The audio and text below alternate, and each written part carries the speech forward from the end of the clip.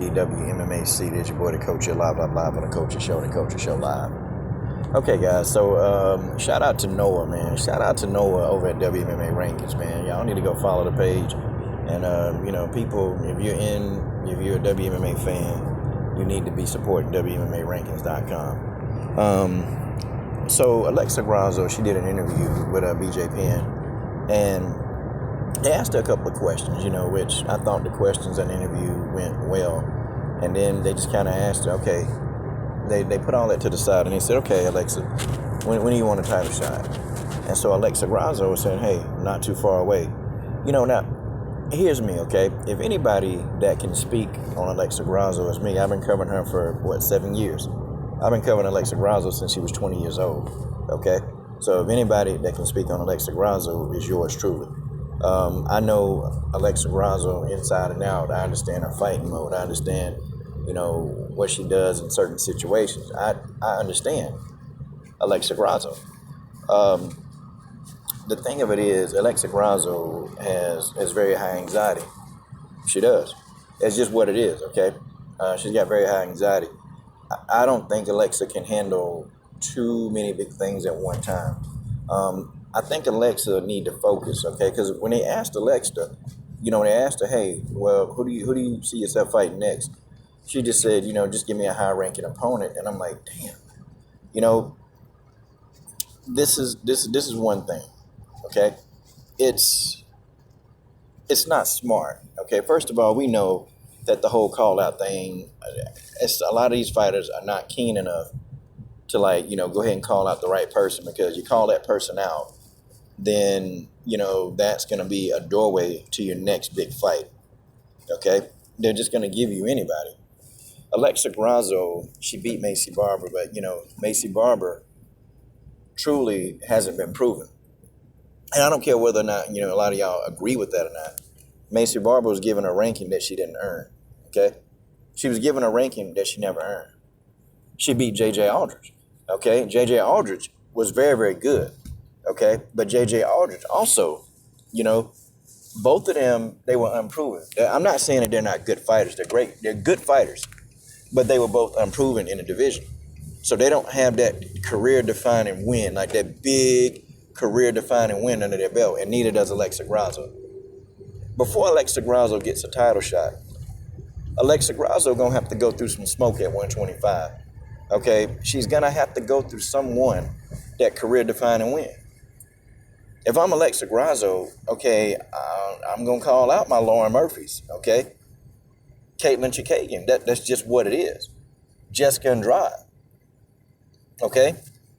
You got to get one of those names. You have to get a big name on your resume, okay? And don't, guys, Grasso fans, I'm a Grasso fan. I know more about Grasso than probably 99% of you dudes, okay? Don't tell me Karolina Kowalkiewicz, because this Karolina Kowalkiewicz, she fought was a shot fighter, okay? Alexa Grasso fought a shot fighter in Karolina Kowalkiewicz. Okay, Jessica Andrade did all the work. And that's just what it is, okay? Like it or not, that's the truth. Alexa Grasso needs a career-defining win, okay? She needed it. She said, well, I want a title shot not too far. Girl, you got to have stepping stones on the way. Who do you want to fight next? Because you know damn well you're not getting a title shot. You know you're not getting a title shot next. Who do you want next? Who? Okay?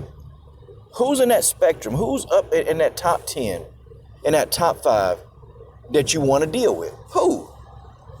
It's plenty of people, but you got to pick one. But Alexa need that win, that career-defining win. She got to have it, okay? Because, I hope that they don't do her like they did Paulo Costa, like they did Gilbert Burns, where these people, they get to go around most of the division, okay? They get to go around the majority of the division. They don't have to fight half the killers in the division, and then all of a sudden they get a title shot, and then y'all sitting back wondering why these people got smoked.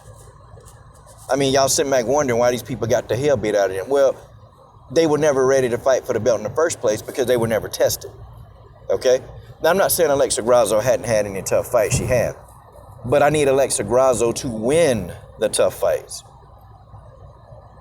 okay? I want Alexa Grasso to win the tough fights. Like the fight against Tatiana Suarez, If she'd have won that fight, okay, we'd be having a totally different conversation. But those are the fights that Alexa Grasso, she got to win. So she's got, Alexa Grasso need a scalp. She need a scalp at 125 to validate her getting a title shot. Because if not, I'm going to tell you, it's going to end up the exact same way. All right, that's a new member on the Facebook page. Shout out to Robert Henry.